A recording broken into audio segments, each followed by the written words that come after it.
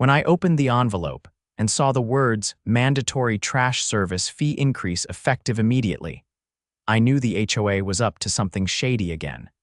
This was the third emergency assessment in 6 months, and I wasn't about to roll over for another one. My name's Caleb Whitmore, and I've lived in Pine Ridge Estates for 8 years. I've seen all kinds of HOA nonsense, but this one took the cake. At the monthly meeting held in the clubhouse, like always, I sat near the back, arms crossed, watching as Janet Elridge, our self-declared Queen of Order and HOA president, stood at the front with her usual smug posture and a stack of papers. "We've renegotiated our community trash contract," Janet announced, adjusting her oversized pearl necklace like she was addressing Congress. "Due to rising fuel costs and landfill surcharges, each household will now pay an additional $75 per month for trash services, effective next billing cycle. Non-compliance will result in fines." I raised my hand. "Wait, $75? That's more than double what I pay now." Janet narrowed her eyes. "Caleb, the board voted. It's already settled." "Who's the new provider?" I asked. She hesitated. "It's a private contractor the board selected, Reliable Disposal Services." I blinked. "Never heard of them." "They're very exclusive," she said, avoiding eye contact right there. I knew something was off. I looked around the room. A few neighbors were whispering, but most just looked confused or defeated. I stood up. "Janet, we don't get a say in this." "We can't opt out. This is a community agreement," she said sharply. "It's for uniformity and cleanliness. If you want to live in Pine Ridge, you follow the rules." I don't do well with threats wrapped in fake smiles, so I did what any sane man would do. I went home and started digging. First thing I found: Reliable Disposal Services was registered to Janet's cousin, filed 3 weeks ago. It was nothing more than a garage operation with a rented truck and no valid waste hauling license in the county. Second, our previous city trash contract was still active and cheaper if you went through the city directly, so I did just that. Next morning, I called the city, confirmed I could opt out of HOA trash if I wasn't under a binding exclusivity clause. Spoiler, I wasn't. I signed up, and within 48 hours, a blue city bin was parked neatly by my curb. The following Saturday, I was mowing my lawn when Janet strutted up the driveway, clipboard in hand. Well, Caleb," she said, peering at my bin like it was radioactive. "You seem to have made a mistake." "Nope. Just decided I wasn't going to pay $75 to your cousin's sketchy startup." Her face twitched. "You're in violation of HOA trash compliance. You'll be fined $100 for unauthorized disposal services." I shut off the mower. "I already spoke with the city. They confirmed your contract's not legally binding. You're not allowed to bypass the board's decision." "Sure I am," I said. "HOA bylaws say any third-party service must be legally licensed and competitively bid. Your cousin's company doesn't qualify. And I've got the proof." She opened her mouth, but no sound came out. I smiled. "You want to fine me? Go ahead, but you'll be facing a formal complaint with the state HOA oversight board before the ink dries." Janet turned on her heel and stormed off down the driveway. I watched her leave, knowing full well this wasn't over. But I just landed the first punch and I wasn't done swinging. By Monday morning, word had spread. I hadn't posted anything online or made a big display, but the Blue City issued bin in front of my house stood out like a protest sign among all the beige HOA issued ones. By noon, I had 3 neighbors at my door. First was Mr. Delgado from 2 houses over. "Caleb, did you really switch to city trash?" he asked as he leaned on the porch railing, glancing around like he expected drones to be watching. "Sure did," I said. "Turns out the HOA contract's not just shady, it's legally worthless." He ran a hand over his face.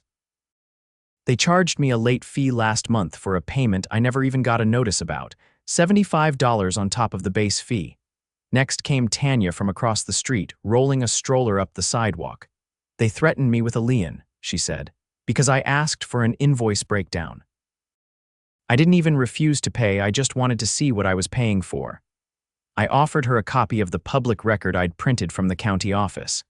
"This is the business license for Reliable Disposal. Look at the address. It's a P.O. box in a strip mall, no fleet, no staff." One truck rented monthly under a different name, she blinked. Janet said they were award-winning. They don't even have a website. Her jaw tightened. That night, I called a meeting unofficial, of course. 30 people showed up, packed into my backyard with folding chairs and lawn blankets. I had a laptop hooked to a projector and a stack of folders I'd compiled over the weekend. I started by showing the timeline of the contract approval. The HOA board had fast-tracked the vote without a quorum, skipped the mandatory 30-day notice period, and never presented competing bids. All of this was required under Pine Ridge's own charter, let alone state HOA statutes. Then I pulled up the kicker, a wire transfer receipt I'd gotten from a whistleblower I'll just call Board Member C. It showed a payment from the HOA's operating account to the cousin's company labeled Equipment Deposit. The date, 2 days before the board even announced the change. Gasps rippled across the yard.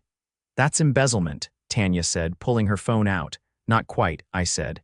"It's misappropriation of funds under state law, but if it's done knowingly and with intent to deceive, it crosses into criminal fraud." Mr. Delgado stood up. "What do we do? First, we document everything. I've already submitted a formal complaint to the Department of Consumer Affairs, but we need volume. The more residents who report this, the faster it moves." By the end of the night, I had 27 signed affidavits. The next morning, a sheriff's cruiser rolled up to the HOA office, which was just a converted model home with tinted windows and a desk nobody ever sat behind. I watched from my car as 2 deputies went in, clipboards in hand. I wasn't surprised when Janet didn't show her face that week. What did surprise me was the letter that arrived Friday. It was from her attorney, or rather, the law office she'd retained on behalf of the HOA. It accused me of deliberate defamation, incitement of community unrest, and unauthorized disclosure of board financials. I laughed aloud while reading it, so I responded not with a lawyer, not yet, but with a certified packet sent to every homeowner in Pine Ridge. Inside was a copy of the state statute on HOA transparency, a breakdown of the violations committed by the board, and a notarized copy of the original trash service agreement that was still active and valid for any homeowner choosing to opt out. That weekend, 22 new blue bins appeared on my street. When Monday rolled around, a mass email hit all our inboxes sent not by Janet, but by Ron Patel, the treasurer. He was resigning, effective immediately. No explanation. By Wednesday, the cousin's truck stopped showing up. It had been leaking hydraulic fluid for weeks anyway. I wasn't done. The HOA's annual budget meeting was scheduled for the following Thursday, and this time I came prepared. I walked in with a petition signed by over 50 households, enough to trigger a full audit under our bylaws. It forced a freeze on discretionary spending, including all non-essential service contracts. Janet was there, of course, seated beside the 2 remaining board members. Her expression stayed neutral as I spoke, but the way her pen tapped against the table betrayed the panic. "According to Article 9, Section 3, I said, holding up the bylaws, any contract entered into without a competitive bid process and full disclosure to homeowners is invalid. That includes the waste management agreement, the landscaping subcontractor from last year, and the so-called security patrol you've been paying with no credentials." One of the board members cleared his throat. We were told those processes could be waived in urgent situations, not for non-emergency services, and not without a public hearing. I've already filed a report with the state auditor's office. They're opening an investigation. If you'd like to challenge that, you're welcome to do so in court. Janet's eyes narrowed. "You're not a lawyer, Caleb." "No," I said, "but I've been on the City Zoning Commission for 5 years. I know how to read a contract. And I know when someone's laundering HOA money through a family business." The room went very, very quiet. When the vote came to suspend trash service payments until the audit was complete, it passed overwhelmingly. Only the 3 board members opposed it, and 1 abstained, clearly wanting no part of the sinking ship. By the following week, the county district attorney's office had sent a formal request for financial records. Janet's cousin was subpoenaed, and the HOA's bank account frozen until further notice. The best part wasn't the legal fallout, it was the neighborhood atmosphere. People who hadn't spoken to each other in years were now swapping stories, comparing notes, building a spreadsheet of fines and fees they'd been charged without cause. Someone even built a website to track the audit progress, and me, I took a step back. No need to crow. The damage was done. The power Janet once lorded over everyone had evaporated, not with a bang, but with a steady, undeniable unraveling. She tried one last move, a desperate email blast claiming she was stepping down for health reasons and urging the community to return to unity. Nobody replied. Instead, we held a special election. Voter turnout was the highest in the neighborhood's history. A retired firefighter, a school librarian, and a nurse took the open board seats. People who actually lived here.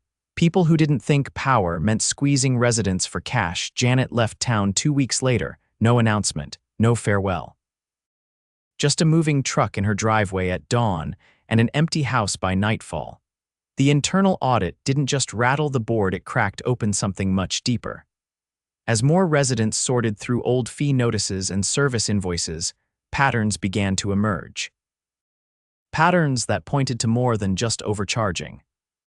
Patterns that suggested deliberate, calculated theft disguised as community improvements.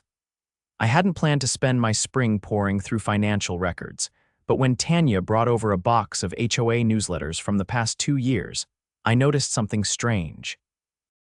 In 5 separate issues, the board had announced emergency infrastructure maintenance fees, each tied to vague projects like general drainage upgrades and stormwater control systems. But there was no sign that any work had actually been done. I drove to the county engineering office and requested permits for Pine Ridge Estates. The clerk, a man with a coffee-stained shirt and a dry sense of humor, handed me a thin folder. "That's everything filed for your subdivision since last year," he said, tapping the manila envelope. Inside. Only one work permit for sidewalk leveling on the east side of the neighborhood, filed by a company that went out of business 6 months ago. No drainage work. No stormwater systems, no municipal inspections at all. I copied everything and called a few neighbors who were helping me piece together the audit. Tanya had already flagged 3 suspicious vendor payments made to companies that didn't exist in the state registry. One of them shared a mailing address with a former board member's real estate business. That night, I made a call I never thought I'd have to make. Detective Leary with the White Collar Crimes Division met me at the county courthouse 2 days later. He listened patiently as I laid out everything: the fake companies, the unauthorized payments, the forged service records. When I handed him the spreadsheet Tanya and I had compiled, he raised an eyebrow. "You're telling me these payments add up to over $80,000. 84, I corrected. And that's just what we found in the last 14 months. He gave a low whistle and snapped his notebook shut. "You've already done more legwork than half the fraud complaints I get. I'll open a file. We'll need to subpoena their banking records and get sworn statements from the treasurer and secretary." They both resigned. That's usually a red flag. The detective wasn't the only one who'd taken an interest. The local news station caught wind of the investigation after a neighbor's son posted a TikTok video showing the before and after of his mom's mandatory fence upgrade, a project the HOA had billed at over $9,000 across 4 homes. The video went viral, and within days, a camera crew was parked outside the old HOA office. Janet still hadn't been seen. But the former vice president, a man named Curtis Gleaves, finally broke his silence. He showed up at my door on a rainy Tuesday afternoon with a look that suggested he hadn't slept in a while. "I didn't sign off on all of it," he said before I could ask. "Some of the checks were written after meetings. I never saw the invoices." Janet, she handled most of the contractor stuff herself. "Then why didn't you say something?" I tried, he said. "Last year I asked to see the books. She called an emergency vote and had the bylaws amended to limit board member access to financials. Said it was for security. I didn't know what to do. I invited him in and recorded a statement. He gave me a list of 3 companies Janet had insisted on using exclusively, none of which had functioning phone lines. The next day, Detective Leary called. The HOA's bank records had been released under subpoena. He wanted me and Tanya to meet him at the precinct. We sat in a small conference room with a whiteboard covered in arrows and account names. Leary walked us through it. There's a pattern of regular withdrawals to a business account under the name Pine Solutions LLC, set up 18 months ago. Owner, Janet Elridge. Tanya leaned forward. That's not in the HOA vendor list. It wouldn't be. She used it as a laundering funnel. HOA writes a check to a contractor. That contractor deposits it into Pine Solutions. From there, it's moved into a personal account, then withdrawn in cash. How much? I asked. North of $120,000, over a 2-year span. He turned to us, hands on the table. I'll need both of you to testify. And if you have anyone else who dealt with her directly, former board members, vendors, neighbors who paid in cash, I want their names. Within a week, Janet Elridge was arrested at a rental property in another county. She'd been living under her maiden name and using a fake business license to apply for new contracts. The charges: fraud, misappropriation of community funds, wire fraud, and falsification of financial records. The DA's office added conspiracy once they tied in her cousin, who'd registered 3 other shell companies under different addresses, all linked to HOA payments. The trial moved fast, especially with the paper trail we'd built. Curtis testified. So did Tanya, 3 other neighbors, and even the former landscaping crew who admitted they'd been paid to look busy during a fake project walk-through. Janet took a plea deal. 5 years probation, restitution of $90,000, and a lifetime ban from serving on any board, HOA or otherwise. But the damage she'd done left a crater in Pine Ridge. The new board, now fully made up of residents with no prior ties to Janet, moved quickly. They dissolved all active vendor contracts and opened public bids for every service. Trash collection was returned to city handling with opt-in options for private services. The bylaws were rewritten this time with mandatory financial transparency, quarterly report distribution, and public access to all budget planning. I declined when they asked me to run. I'd done what I needed to do. I'd exposed the rot, pulled the plug, and helped return control to the people who lived here. Instead, I helped set up a neighborhood watchdog group, nothing formal, just a rotating team of residents who reviewed budgets, tracked votes, and made sure no single person ever held too much control again. The best moment came 3 months later, during our first community cookout, an actual one, not a board-funded, fee-included event. As the sun set and kids ran around with popsicles, Tanya nudged me and pointed toward the welcome sign at the neighborhood entrance. Someone had hung a small wooden plaque underneath it. It read, "Pine Ridge now HOA free since April." Turns out, the board had voted themselves into dissolution after the audit wrapped. With the city handling services and no interest in forming a new one, the HOA ceased to exist. We were free. No more fines for mailbox colors. No more surprise fees. No more unlicensed cousins pretending to be contractors, just neighbors. And a whole lot of garbage bins that, for once, actually matched the ones in the rest of the city. The weeks that followed the HOA's quiet collapse were unlike anything Pine Ridge had seen in years. The air felt lighter, like someone had cracked open a window in a long, sealed room. Without Janet's iron-fisted control and the board's backdoor dealings, people started to remember what it was like to live without walking on eggshells. But the story wasn't quite finished. A few days after the dissolution paperwork was finalized at the county clerk's office, I received a sealed envelope in my mailbox. No stamp, no return address, just my name, written in tight, deliberate penmanship. Inside was a single sheet of paper photocopy of a deposit ledger. At the top, Pine Ridge Emergency Escrow Account.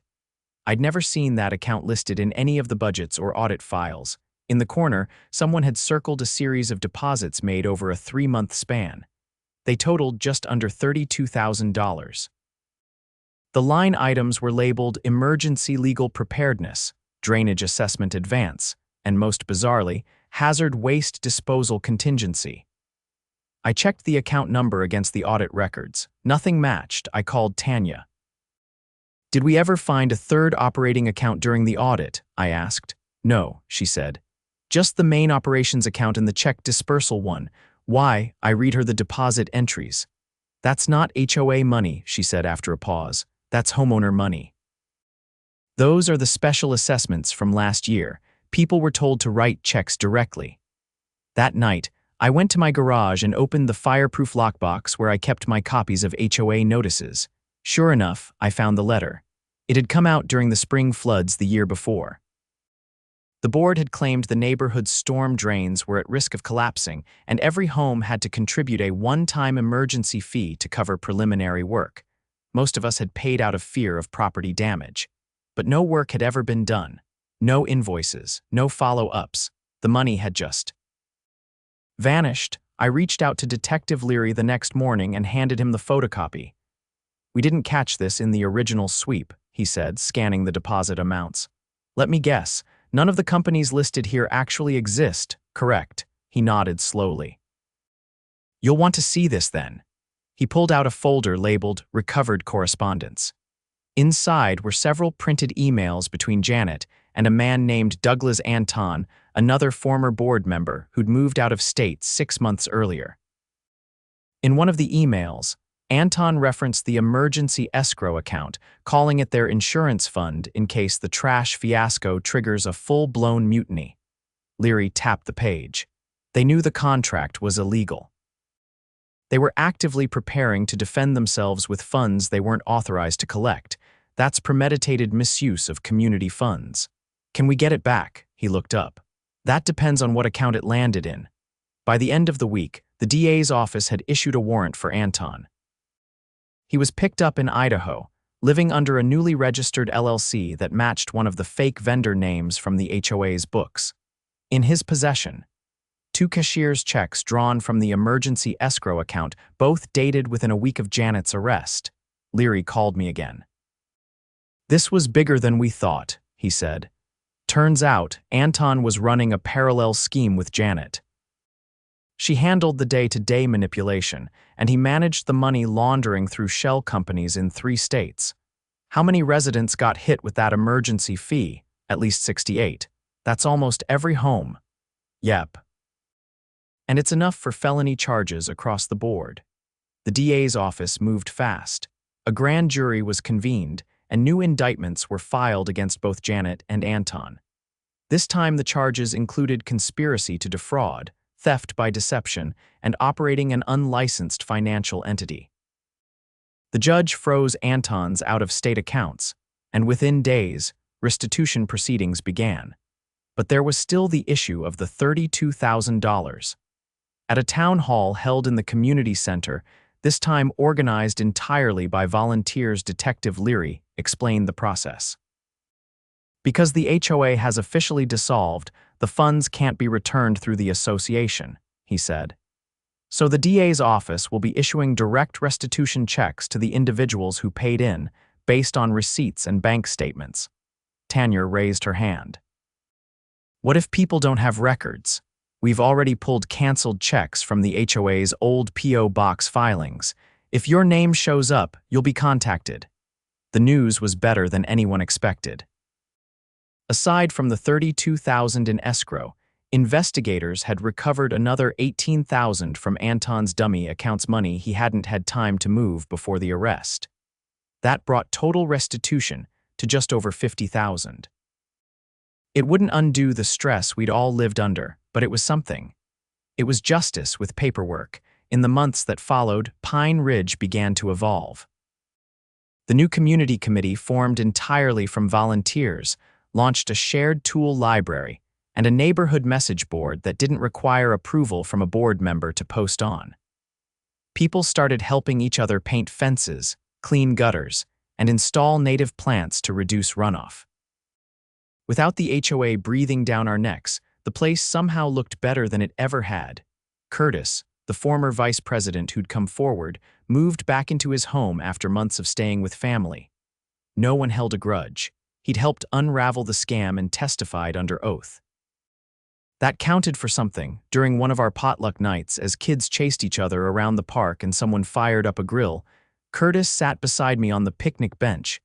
"You think we'll ever need an HOA again?" he asked. I shook my head.